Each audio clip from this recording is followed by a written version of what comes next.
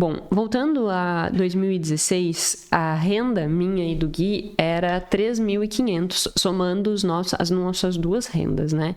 Então, era 2.200 mais 1.300. A Pituca tá batendo na porta. Eu ganhava 2.200 da bolsa do doutorado e o Gui ganhava de salário 1.300, então somando-se nós tínhamos 3.500. Lembrando que Florianópolis é uma capital com um custo de aluguel bem significativo, mas nós também priorizamos ter... Eu vou ter que abrir a porta para a criança, 1 minuto. Criança devidamente... como é que é? Devidamente alocada, não, né? Criança devidamente acomodada em sua bela cama. Bela não, gostosa, mas bela nem tanto. Essa cama a gente comprou quando nós abrimos o primeiro escritório e aí a gente foi num forte e tava comprando as coisas que precisava e aí tinha uma cama lá por R$40 e eu tava controlando o dinheiro também. Isso aconteceu em 2021. E aí eu vi uma cama lá, cama de R$40 de cachorro. Aí eu olhei pro Gui e disse assim, tá aqui a cama da Pituca. Pro escritório. E nós seguimos com a mesma cama até hoje. Pra mostrar que, assim, não faz diferença comprar uma cama de R$200, R$500 pra um cachorro, entendeu? Não faz diferença. Enfim, voltando. Então, pega papel e caneta que a gente vai fazer essa análise com os números bem detalhados e também montar estratégia de hierarquia para construção das metas de uma forma bem organizada. E, mais uma vez, eu reforço, isso pode ser algo muito, muito, muito, muito impactante para a tua vida se tu levar a sério tudo que eu vou falar. Bom, então, como eu disse, a gente ganhava 3.500, eu tinha a bolsa de doutorado de 2.200, o salário do Gui era 1.300. E aí eu vou falar os números todos, e aí eu quero que, ao eu ir falando, você também vá mapeando os seus números, tá? Então, pega o teu valor de salário líquido, esse 13.500 aqui que nós ganhávamos era líquido, então tu tem que pegar o teu valor líquido. Ah, Jéssica, mas o meu bruto é tanto, tá? Mas de que vale teu valor bruto? Se o teu salário não é renda disponível, o teu salário bruto menos ainda. Não considera isso, porque ele não presta para nada. Só para o teu imposto de renda. Mas aqui não é dinheiro disponível. Finanças é caixa. Quanto tem de dinheiro é efetivo. É diferente da contabilidade, que é competência. Não vou entrar nesses méritos também, mas enfim. Então, nós tínhamos de aluguel R$1.600. Esse aluguel poderia ser um pouco menos? Sim. Poderia. Mas eu, Jéssica, vivo dentro de casa, né? Como vocês já sabem, eu sou uma pessoa que eu não sou de ficar saracoteando na rua. Eu não sou de ficar saindo, eu gosto de ficar em casa. Então, eu sempre priorizei ter uma casa que eu me sentisse bem dentro. E aí nós optamos por um aluguel de 1.600 na época, que, dado ao nosso orçamento, era bem significativo. E eu confesso que eu não me arrependo. Eu não me arrependo porque eu fiquei muito tempo dentro de casa. O meu doutorado, quando eu vim para cá, era muito diferente do meu mestrado lá em Santa Maria. Lá em Santa Maria eu trabalhava dentro da universidade, nós tínhamos um grupo de pesquisa forte. Aqui na UFSC não existia dentro da minha estrutura ali da minha linha de pesquisa, né, em finanças comportamentais, não existia um grupo de pesquisa forte, que todo mundo fosse trabalhar junto, sentar junto, fazer pesquisa junto, não existe nem sala para os alunos trabalhar quase, sabe? A estrutura é bem precária. E isso foi um dos choques que eu tive quando eu cheguei aqui. Meu Deus, eu saí de Santa Maria querendo uma coisa e aqui não é tanto. Então eu passei o doutorado inteiro em casa, fazendo meu doutorado em casa sozinha, né? Então eu não me arrependo de ter pago um pouco além do que deveria nesse aluguel. Aí depois eu falo o que eu fiz depois de 1 ano e meio para que isso não fosse tão prejudicial. Então o aluguel era 1.600, anota aí quanto que é o teu aluguel, ou se tu tem um financiamento da casa, quanto que é o teu financiamento da casa, ou se tu não paga nada, não coloca nada. Condomínio era 540, aqui em Floripa os condomínios eles sempre são bem significativos, eles não são baixos, então nós pagávamos 550 de condomínio, nós pagávamos 150 mais ou menos de luz, nós pagávamos mais ou menos R$100 de gás. Nós mantínhamos o banho da Pitu, pagávamos R$160 de banho da Pitu. Eu nunca tirei o banho da Pituca, porque embora eu adoro ela, Eu não gosto de fedor de cachorro. Eu odeio fedor de cachorro. Sabe aquelas pessoas assim que são... Ai, nossa, eu adoro cachorro, passa um cachorro na rua, eu vou lá, eu acaricio o cachorro, eu acho um amor. Não, essa não sou eu. Segundo a minha mãe, eu gosto da pituca, não gosto de cachorro. Eu não gosto de fedor de cachorro, eu não gosto de casa fedida cachorro. Então, eu nunca abri mão do banho da pituca, porque a pituca, pra quem não sabe, é uma Lhasa apso. Ela tem bastante pelo. Nessa época, ela tinha 2 anos e pouquinho. E ela tem muito pelo, secar ela em casa é um troço que ela fica fedida. Então, eu manti o banho dela. E aí, eu tô dizendo isso porque, por vezes, uma coisa que pode parecer não necessária para algumas pessoas, para outras é, né? Então, essa distinção, o que é despesa essencial e do que é despesa não essencial, ela varia de uma pessoa para outra. É claro que tem que ter bom senso, né? Queijo. É essencial ter queijo no meu supermercado, sim. Mas daí não precisa um queijo gorgonzola, entendeu? Um queijo mussarela mais barato que tem. Então, esse bom senso tem que ter, porque às vezes, mas é que o queijo gorgonzola, que não... Não, aí tu já perdeu o bom senso, tu tá usando de justificativas para que tu tenha um custo mais alto que foge do que tu pode pagar. Então, tem que ter esse discernimento. Então, a pituca era 160, a internet 119, telefone meu e do Gui R$79. Se nós somarmos tudo isso, dá um valor de 2.748. O que representa 79% dos 3.500. Então, olha só, né? Quase 80% já estava comprometido. Então, quando eu iniciei falando, né, que salário não é renda disponível, aqui, na verdade, a minha renda disponível era R$752. Porque 2.748 estava comprometido, eu iniciei o mês, acabou o dinheiro. Então, o salário cai na conta, mas já tem dono aquele dinheiro. Aí você pode perguntar assim, e cartão de crédito? É óbvio que não tinha cartão de crédito.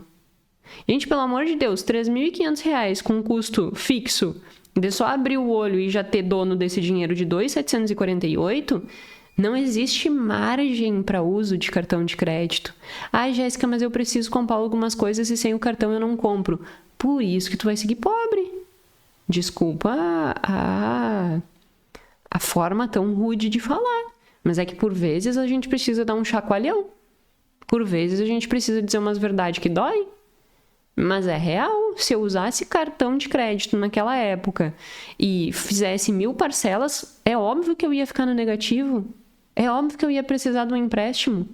Não tinha margem. Quando o Gui diz assim, a gente só tinha dinheiro para sobreviver. A gente só tinha dinheiro para sobreviver, porque, óbvio, o nosso aluguel era caro. Podia ter pego um aluguel de R$900? Podia.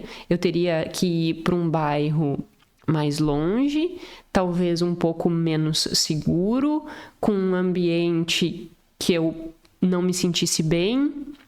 Aí tem que ponderar o que para mim não fazia sentido. Até porque eu sabia que aquilo era temporário. Logo eu já vou falar sobre isso.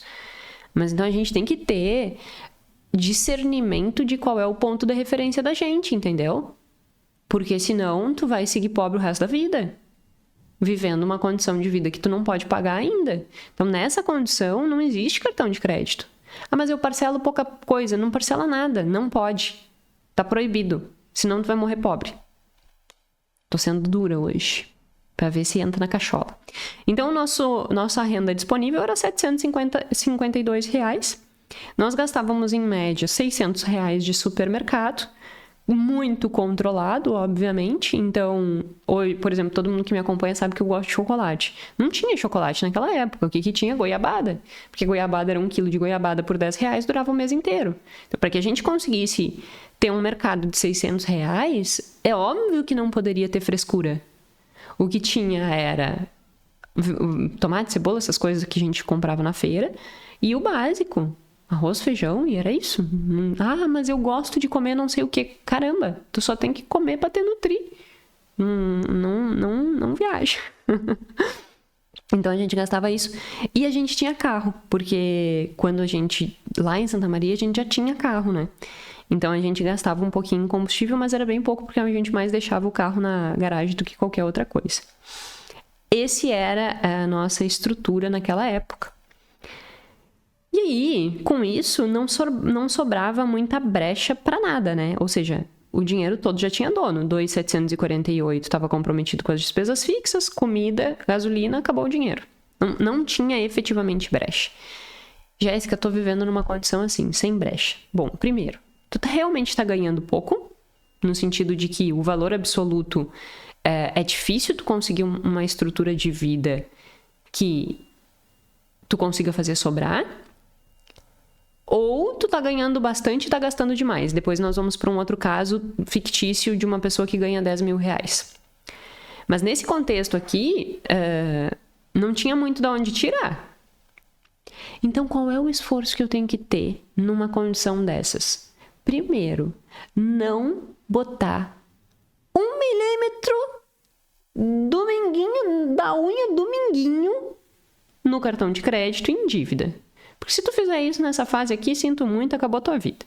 Tu vai virar numa bola de neve, óbvio que tem resolução pra frente, né? Ai, Jéssica, mas agora eu já fiz, o que eu faço?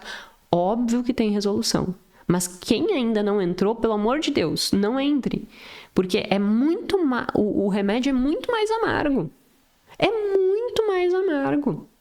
Tem remédio? Tem remédio, mas vai ser amargo. Vai doer. Pra que passar por isso? Pra que se colocar numa situação dessa sem necessidade? E aí, nessa fase, qual é o foco? Aumentar a receita. Então, o que aconteceu? Eu fiquei 1 ano e meio do doutorado sem dar aula, porque a carga de disciplina era bem alta, e eu queria me dedicar ao doutorado, queria me dedicar à pesquisa, queria dedicar esse tempo a isso. E aí, no segundo semestre do segundo ano, eu comecei a procurar emprego desde o início do ano e consegui emprego no segundo semestre de 2017. Aí eu comecei a dar aula numa instituição. E aí, o que a gente fez? Nós não mudamos 1 centímetro, nós continuamos vivendo como se nós ganhássemos R$3.500. E o salário que eu ganhava na universidade, que variava, porque tem semestres que a gente dá uma disciplina, tem semestres que a gente dá 2 disciplinas, tem semestres que a gente dá 4 disciplinas. Depois eu assumi coordenação, aí o meu salário aumentou.